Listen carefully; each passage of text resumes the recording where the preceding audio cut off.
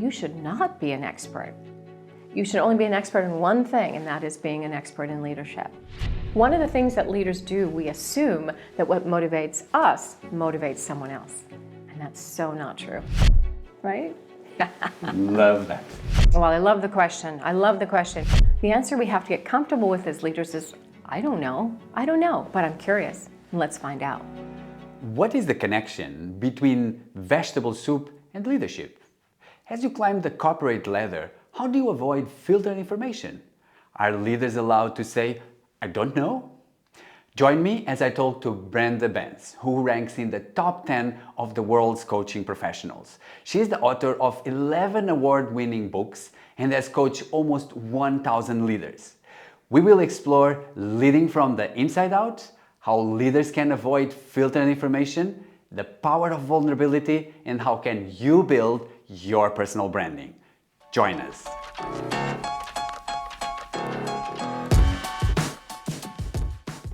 You have coached hundreds of people. What is the main reason why people come to you? Well, it depends over time. It's changed. But I would say today what's going on is there is this incredible level of uncertainty. There is uncertainty in the world today like I don't think we've seen in decades, maybe even hundreds of years. Everything's changing. Everything's changing in the workplace, outside of the workplace. What we eat, how we access news, it's everything's changing. How we work, how we go to work, what the work environment's like, the people at work, everything's changing. And so that level of uncertainty is what a lot of people are struggling with right now. How do I make decisions? How do I lead in this environment that is just so unique? From the past, we've never experienced something like this before. And so that level of, it's usually some form of that level of uncertainty. Today is what I see in my coaching practice. And the ones that are struggling the most, what's happening with them? Well, I don't know if there's the most. I think we're all struggling. I mean, I don't think any leader today has a really clear picture because everything's changing so quickly. Everything's changing so quickly. So if the earth is constantly moving, how do you find a stable ground? You don't. So what you have to do is learn to get comfortable with the uncomfortable. You have to learn how to manage in a world that is constantly changing. And frankly, I don't see this changing anytime soon.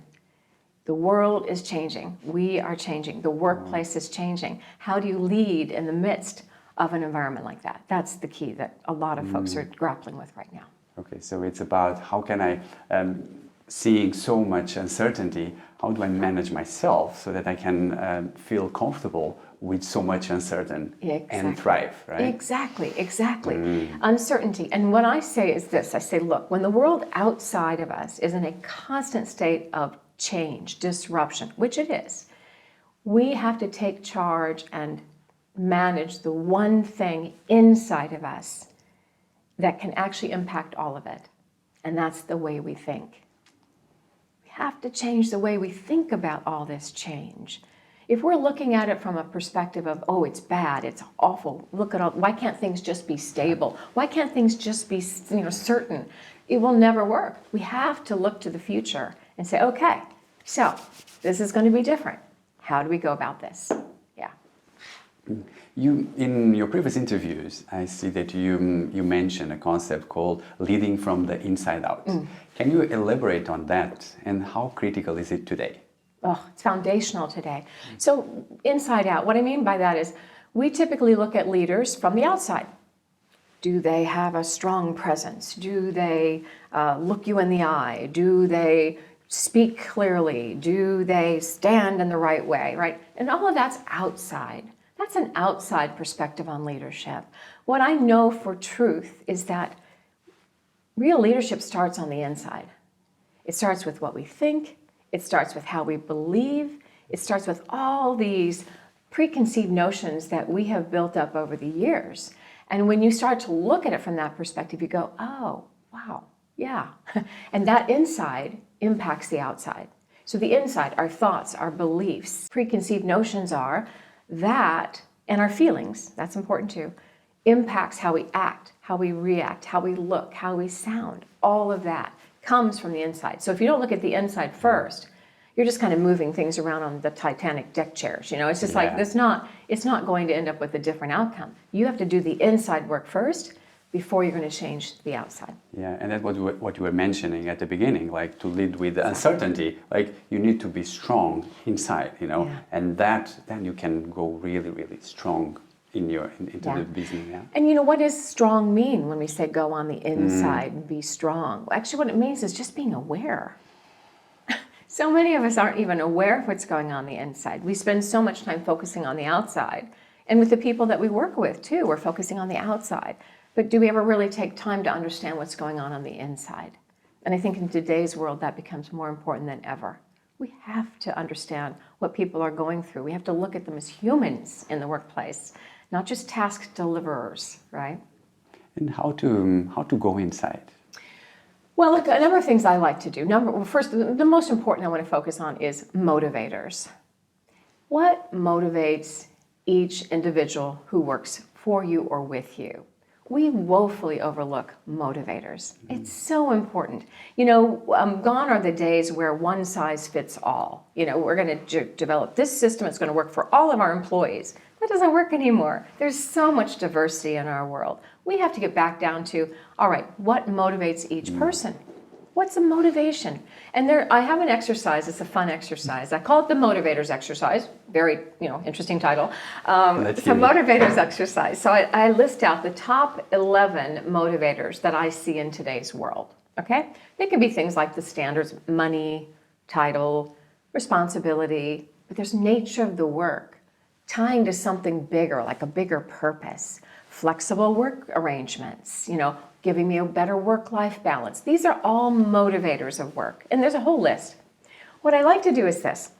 So I ask a leader to ask their employees, okay, on the left hand is a column, and say, of these 11 motivators, rank them. Okay, so rank them. So which one's most important to you, second, third, fourth, etc. So rank them. Put that aside, okay? Put it aside. Now come over here and take that same list of motivators and say, which ones are you getting from this job? Rank them top to bottom.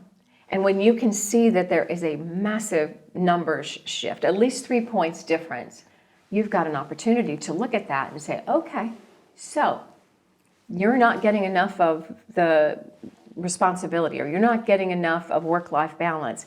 How do we make sure that gets risen up in terms of what you do here in the workplace?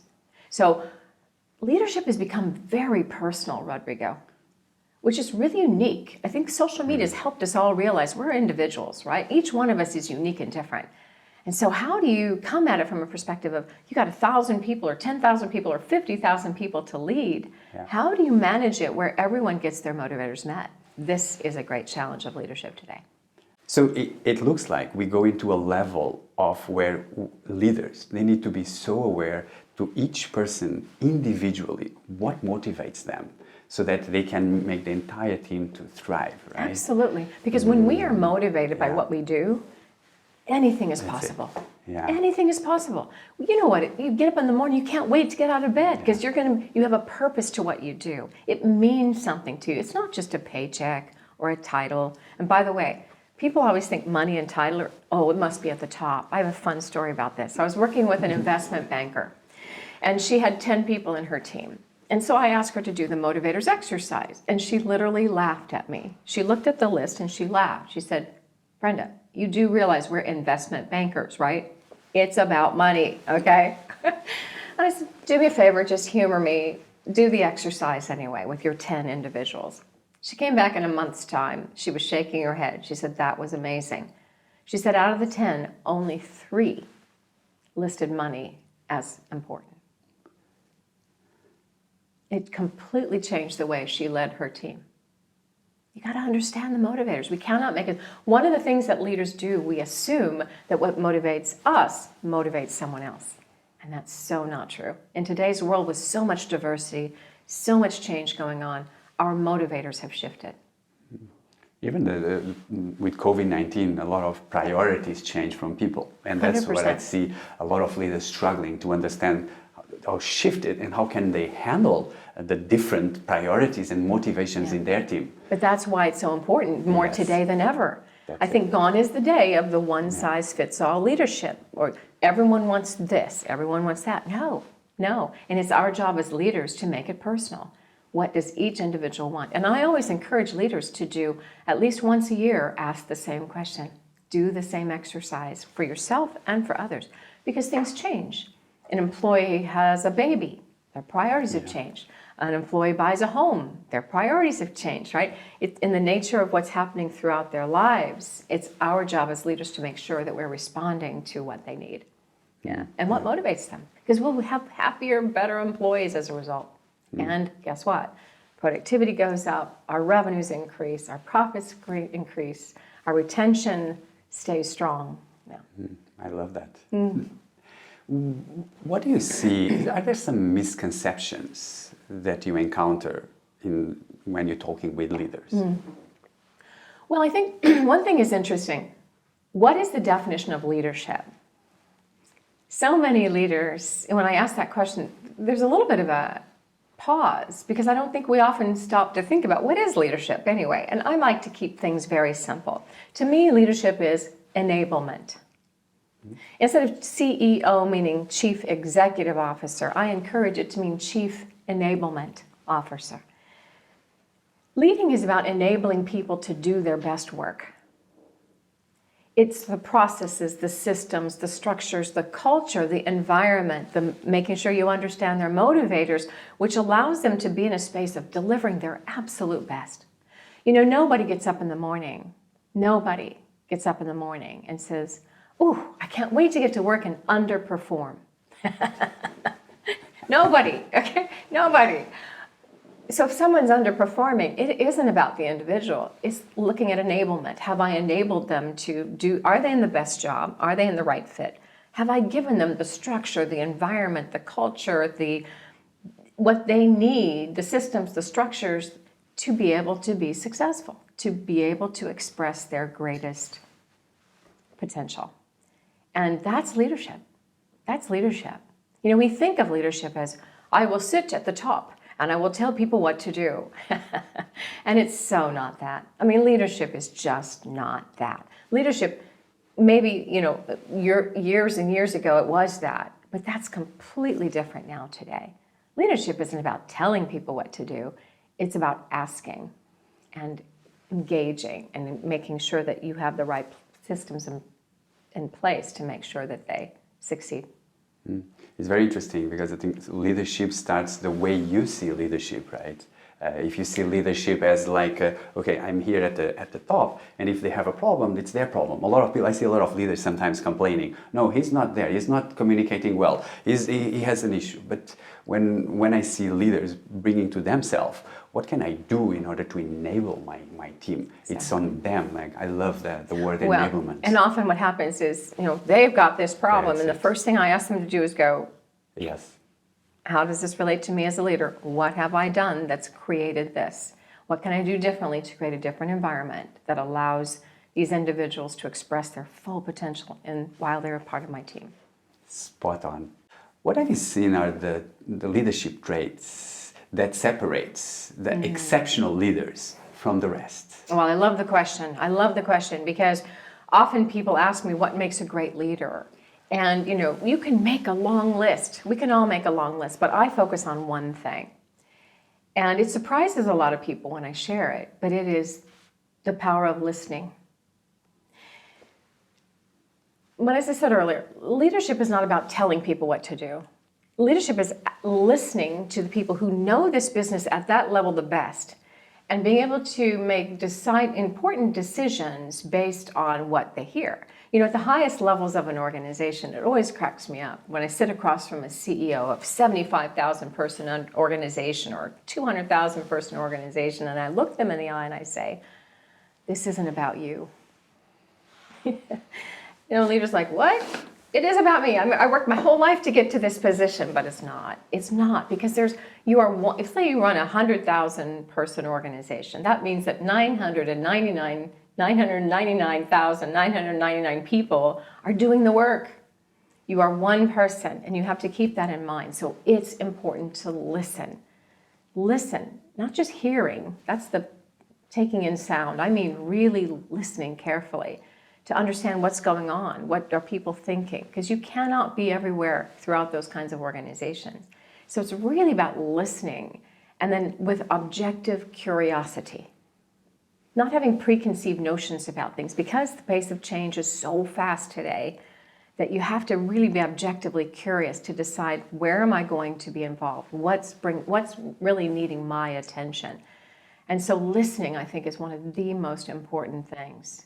There's many senior leaders in the world. It's funny, I've done the research. Many senior leaders in the world, very well-known leaders, who say, I became a better leader when I started listening.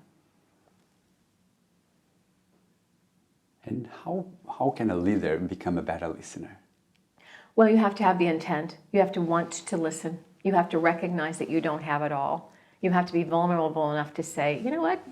I don't know. I don't know the answers to all these questions. I shouldn't know the answers to all these questions. That's what's important. You see, too, when you're younger in your career, you are rewarded for being an expert. But as you get older in your career, you're rewarded for leading the experts. Very different environment, very different mission. And so leading the experts takes a whole different set of skills than being an expert. So I really encourage leaders to shift in that space of, you are not only, are you not an expert, you should not be an expert. You should only be an expert in one thing, and that is being an expert in leadership. That's what matters. Be an expert in leadership. And that's what happens at the higher ends of organizations.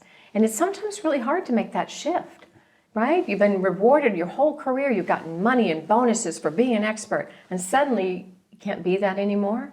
That's challenging for a lot of leaders. So learning how to lead the experts, not be an expert. That's really, really good. I really, really love that. And so as a leader, how can a leader foster an environment where the team can thrive? Maybe we can share, like, what are the strategies? Well, the first place that I encourage leaders to look is culture. Now, culture is a word that's used a lot. We talk about culture, culture, culture. But once again, when I ask people, what is culture? They go, oh, I don't know. How do you describe it? How do we put a definition to it? And the way I like to describe culture is, it's the feel of the place. It's the way we act. It's the way we react. It's the way we look. It's what we say. It's how we say it. It is the way we are behaving. But the analogy I like to use is, pretend you're making a pot of vegetable soup, okay? And you've got the carrots, and you've got the celery, and you've got some, other vegetables floating around. But what's holding it all together? The broth. Culture is the broth of the vegetable soup of leadership. It is the broth. It is what we swim in. And until we really understand the power of that culture and what we're swimming in, we don't really often get culture. And by the way, culture changes quickly. And culture starts at the top. So when a leader at the top makes a change to culture, it trickles down into the organization. Suddenly you've established a whole new culture. I remember a story actually shared with me that was a leader who wanted to change to get people back into business formal wear. Let's look professional, because we have clients coming to our offices. So he sent a memo out on a Friday that said, please know that as of Monday, we're going back to business formal. You are expected to wear a suit jacket and a dress and whatever. Okay, so Monday comes, and the co-leader, there's two leaders, didn't get the memo. So he shows up in jeans, right? Guess what? On Tuesday, everyone's back to wearing jeans. So the point is, culture starts at the top and trickles its way down, and we have to be aware of that. So be aware that we are culture carriers. We are the ambassadors of culture. So be the culture you want to have within the organization is my message. How can leaders use feedback more effective? Yeah. So here's the thing. We can never, as leaders, we can never see ourselves the way others can. Actually, as humans, we can never see ourselves the way others can. We just can't. It's not possible. But what's interesting is that the higher you get in an organization, the more filtered the feedback becomes. Let me share an example. I was working at Procter & Gamble, P&G, and there was a leader who had recruited me. He was the vice president of my division at that time, so he was clearly already doing very well. Well, that leader was A.G. Lafley. Now, A.G. Lafley actually went on to become chairman and CEO of P&G, so of the $80 billion conglomerate. So he was the chairman and CEO. But at that time in my career, he was the vice president of my function. And he had a personal interest in recruiting me because we went to the same same graduate school and all that. Anyway, so he promised me when he recruited me, you take care of us, we'll take care of you. Okay, all right. So I would work hard. I was really working hard. Well, AG would come down every 2 weeks or so into my area of work, and it'd be late at night because I always worked hard, working hard, 7, 8, 9 o'clock at night. And he would come down because he was working late too. And he would sit in the bullpen with me. There was no one else around. And he'd say, tell me what's going on. What's really happening? What are the people talking about? What is the tenure? What's the feel of the place right now? And he would ask all these questions. And he did this for months, every 2 weeks or so. And finally, one night I said, AG, if you don't mind me asking, I said, I'm a little curious. Why are you asking me all these questions? And he said something I'll never forget.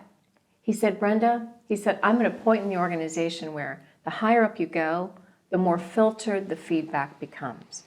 And he said, when I hired you, I knew you'd be a straight shooter. I knew you'd tell me the truth that I needed to hear. So I always check in with you to see what's really going on, so I don't get filtered information at my level. So powerful. And I share that with coaching clients because I want them to recognize that so many clients will come in and they'll say, Brenda, I'm doing great. I haven't gotten any negative feedback. And I said, well, first of all, there's no such thing as negative feedback. There's only feedback that helps us get better. But secondly, we may not be asking the right questions, and then people may not feel comfortable to share what they need to share to make the place a better place, not just to make you better, but to help the organization. So there are many ways of getting feedback. Can you tell us what are some ways that you saw that works better? Right. I think it's really important how not to get feedback is to get it in writing. I have learned over the years that written feedback very rarely carries the truth. People are worried, oh, if I write it, they'll recognize the way I'm writing, or they'll see that that's me. I better just make it sound good instead. That's written feedback. So I haven't done written feedback in my entire almost 20 years of being a coach. I do verbal feedback. That means I set up a call with an individual that's the stakeholder, and I actually ask them over the phone, hey, this is a private, confidential conversation. No one's going to hear what you say. I just want to know what you think. What do you think? And I'll ask not just, I want to know what they're doing well. How are they making the world a better place? How are they adding value? But also, what could they do differently that would help them the most at this stage in their career? And there's a whole other series of questions that I ask. But the point is, when you get that verbal feedback, and by the way, it takes 20 minutes, 25 minutes, it's not very long. By the time you take that and consolidate that information and share it with, they're going, 9 times out of 10, I hear leaders say, I'm 53 years old, I've never heard that before. I'm 40 years old, I've never had that piece of feedback. So this is what I'm talking about. I've been in this business for 20 years, no one's ever shared that with me because it's verbal and it's confidential. And people offer feedback because they want to help you, not because they want to condemn you and put you down. They want to help you. They want you to be a better leader. So verbal feedback all the way. It's, to me, the most important. Don't do the written because you just won't get real, honest feedback.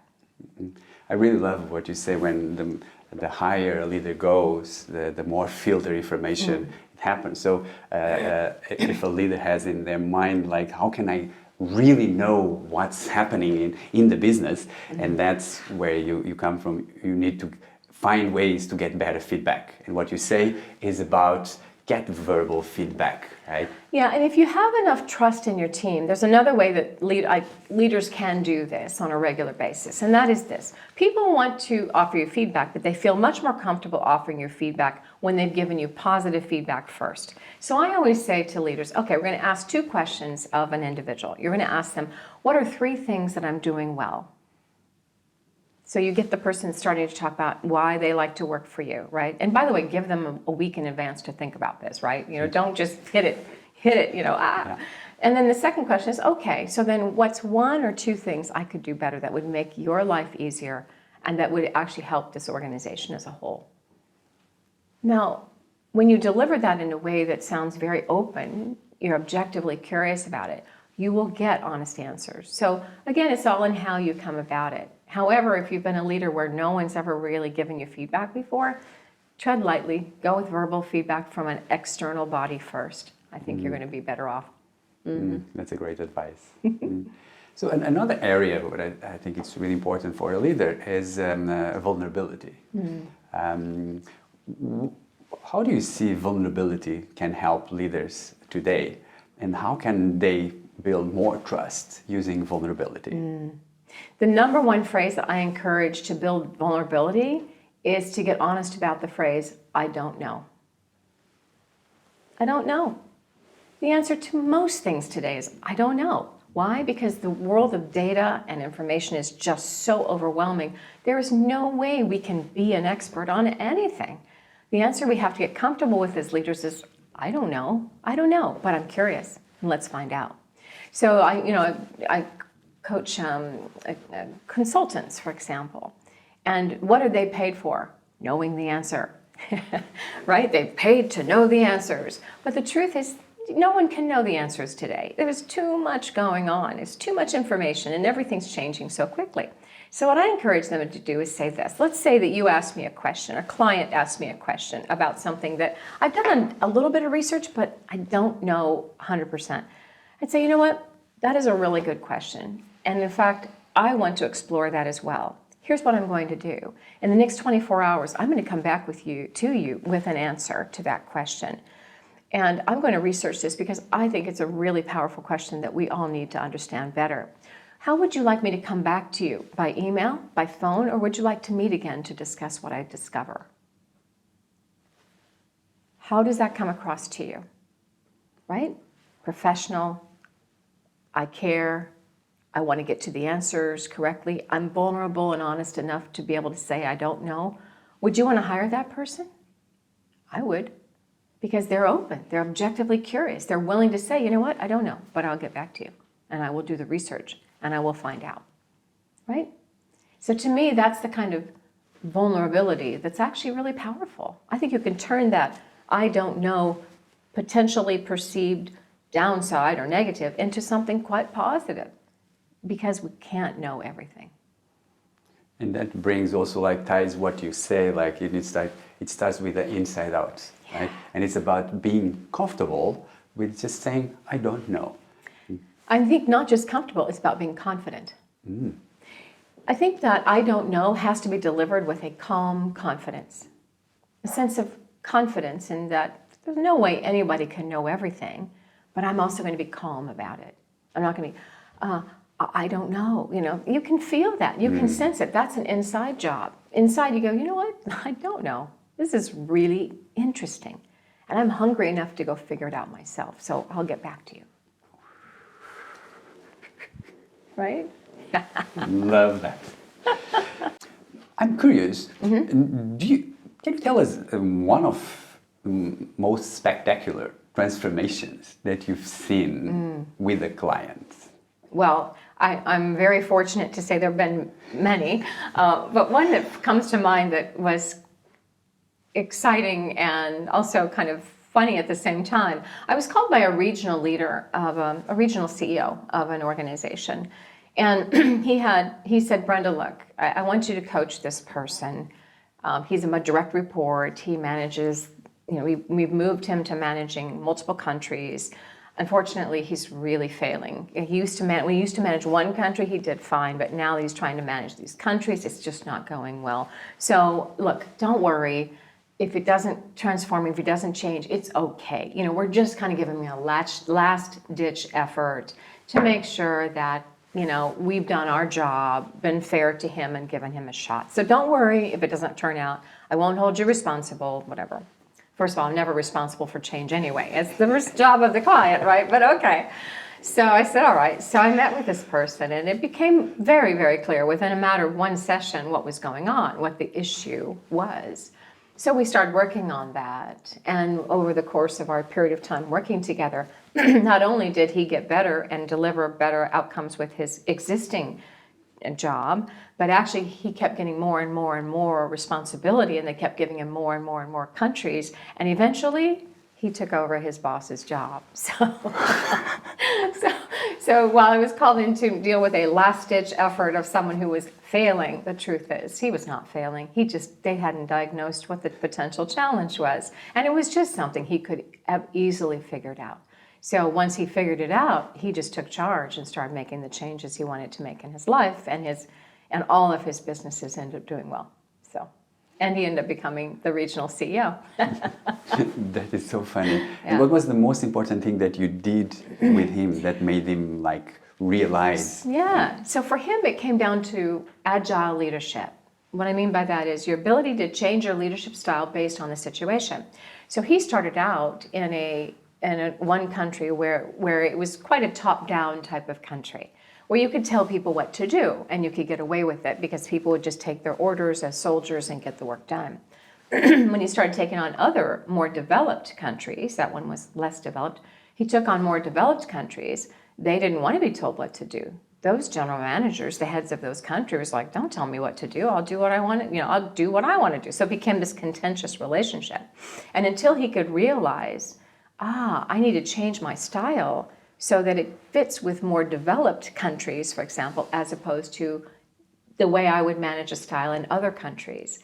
And so his ability to adapt his leadership style to different situations was foundational to success. And he did. And so he started building his tool chest of leadership styles in so many different styles that he knew at the time, this particular situation, he could turn it around and say, this is the style I should use in this situation, and this is the style I should use in that situation.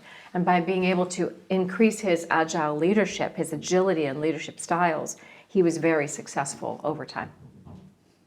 Another good example of leading from the inside out. Yeah, that's having right. Self-awareness. I was going to say self-awareness, right? Yeah. He didn't see the style difference. He didn't know. And we do this as leaders. We grow up in a certain way. We kind of have our one size fits all. We just stick with it because it worked for me in the past, right? But now you have to adjust, you have to change, you have to be agile. So that was his secret to success. And a few other things, but yeah, that was the main one. Wow, such a powerful story. It was great. It was wonderful to see that. And again, that's one of, unfortunate, hundreds of stories like that. But the point is, when we can understand what's going on, when we have the self-awareness, when we are able to see, that's what a coach can offer, right? Is that third-party, external look, objective look. When you can help get that, and then you go, that's what I need to do differently. Okay, I'm ready to learn that. And he embraced it, and you see the outcomes. Yeah. And it is funny that you mentioned that. My previous guest mentioned something very interesting. He said all sports people at high level, they all have coaches. Why Yes. as leaders, we think that we go to a certain level and we don't need coaching. So that's another example of what you say about the importance of having a coach to succeed. And a coach and a mentor are very different things. I think that's the other thing that people are very confused by. Coaching and mentoring are two very different things. Coaching, so I would like to look at it this way. So you've got, an employee comes to you with a challenge. Now there's three ways you could address that challenge. You could be a coach, you could be a mentor, or you can be a consultant. Consultant. So let's start with consulting. If you come to me with a problem, you say, Brenda, I've got this problem, and I say, I'm going to help you with that problem. I'm going to help you solve that problem. I'm acting as a consultant. I'm going to solve the problem. When you say, Brenda, I've got a problem, and I say, okay, well, when I was your age or when I was experiencing that same thing, I did this. So you could do that too if you want. There you're acting as a mentor. When you are a coach, what happens is you come to me with a problem. I don't pay attention to the problem. I pay attention to you. What's going on inside of you? What's your level of self-awareness? What's going on? What are some hardwired beliefs that you've got rolling around inside that are holding you back from success? I focus on you so that you can solve the problem. That's the difference. We covered a lot. We started by understanding the importance of leading from the inside out. We also understood how to get feedback as leaders move up. And also we understood the power of vulnerability. Now, there's another area I think it's important for leaders, which is personal branding. As a leader, why should I care about personal branding? And what can I do in order to implement a successful personal branding? Why should you care? Because you already have a brand.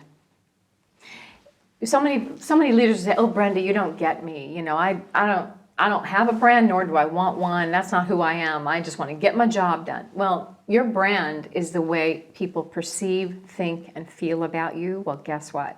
They're perceiving, thinking, and feeling about you right now. So you already have a brand. The question is, do you have a consistent brand? And is it the brand you want? So I always say to leaders, you already have a brand. Are you comfortable with the one you have? Are you happy with the one you have? Because if not, now's the time to change it. So it's really key to understand we all have a brand. We're all being perceived, thought of, and felt about at any moment. Is it the brand we want? And I call it leadership branding. It's leadership and branding and how the two come together. And do you have the leadership brand you really want? So if they say, no, actually I want to take charge of it. I say, okay, well there's 3 foundational steps. I like to keep things simple, Rodrigo. So the first one is define your brand. And by the way, this is all driven by how big corporations build brands, because that's what I did for 20 years, right? Building big corporate brands. So the first thing you need to do is define the brand. And what do you want that brand to stand for? Now, there's a whole system that I have for that, but let's keep it simple here today. So I'll say this to you. What are the 5, let's do it this way. You're walking out of a meeting, maybe it's a town hall, maybe it's a team meeting, and you wave and you say goodbye and you walk out. Everyone turns to everybody else and they go, wow, what are the 5 words you want people to think of when it comes to you? What adjectives, what descriptive words do you want them to think of when it comes to you? You know, inspiring, strategic, strong leader, whatever. I mean, you have to decide what those words are, right? So that's what you want to stand for. So that's really the first step, is really you've got to get really clear on what you want to stand for. By the way, if you really want to understand what you stand for, you have your own defined words, what you would like to stand for. You also do, what are the 5 words you think you stand for now, if you're being honest? And then the most important is, what do everybody else say? What are their 5 words? What are all those combined 5 words? You can combine them all and look at patterns. Maybe I'm not as approachable as I'd like to be, or, I'm coming across as fair. Oh, that's good. So you have to find that. So define it, step 1. Step 2, then once you know what you want to stand for, then how are you going to communicate it? How are you going to communicate it? And the answer is, again, pretty foundational. And there's 5 activities we do each and every day that most define the way our leadership brand comes across. I promise you, it's these 5. It's the way we act. It's the way we react. Reaction is very important. It's the way that we look. A lot of people think look is everything, right? Oh, the way you look. No, look is one aspect of leadership branding, but it is not the only. The way we sound, what we say, how we say it, and what we think.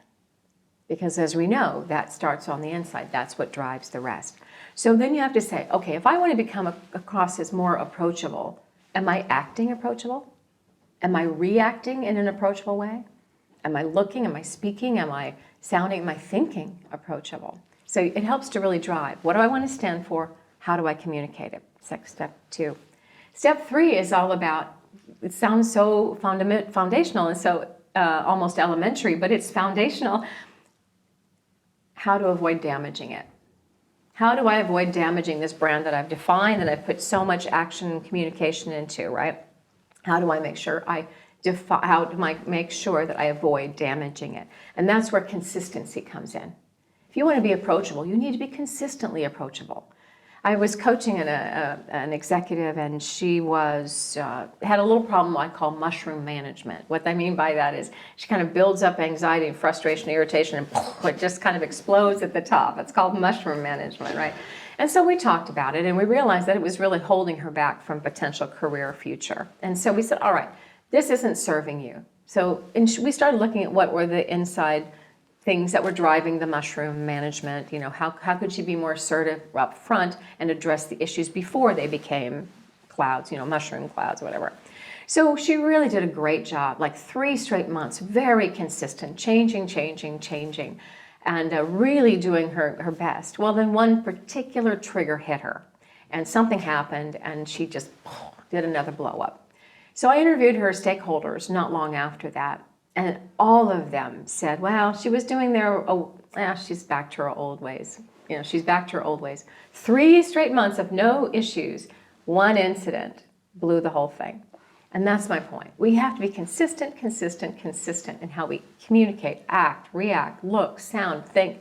Once we are, then we have this alignment. It's like an alignment between my inside and my outside is fully aligned. And that's when you build a powerful leadership brand. So first step, define. Second, you communicate. And the third, make sure you don't damage it. Right, exactly. Keep it simple. Very good. Brenda, we're coming to the end. I have only one more question. Mm-hmm. What is one question that no one has asked you before and you would love to answer? Well, I would say no one's ever really asked me about my philosophy for life. So let's go there. I firmly believe with every ounce of my being that everything is always working out for our greatest good. Always. Always. What does that mean? When something goes wrong, no, it's not wrong. It's helping us understand how life could be better. Because what we don't want teaches us what we do want. It's that foundational. So things like someone gets fired, inevitably, that turns into something really positive, a catalyst for something better in the future. Or someone doesn't get a promotion. Perfect. Let's sit down and figure out what was holding that back so that you can actually turn that negative into something that's going to help you move forward. Same in the world today. Looking at climate change, look at the great retention issues and all of that tells us, informs us. We don't like the climate, then let's do something about it. We don't like the resignation, then what do we need to do inside of our organization to make change? Everything that happens is always for our greatest good. And when we can embrace it and look at it that way, everything changes. Everything changes because you realize you don't get stuck in frustration and fear and irritation and disgust. You shift out of that and say, okay, so this is happening for a reason, so let's figure it out. Let's figure out how we're going to make this place better, how we're going to make it a better place to work, etc. I was having goosebumps when you were mentioning that. That is such a nice way to end our conversation. Brenda, nice.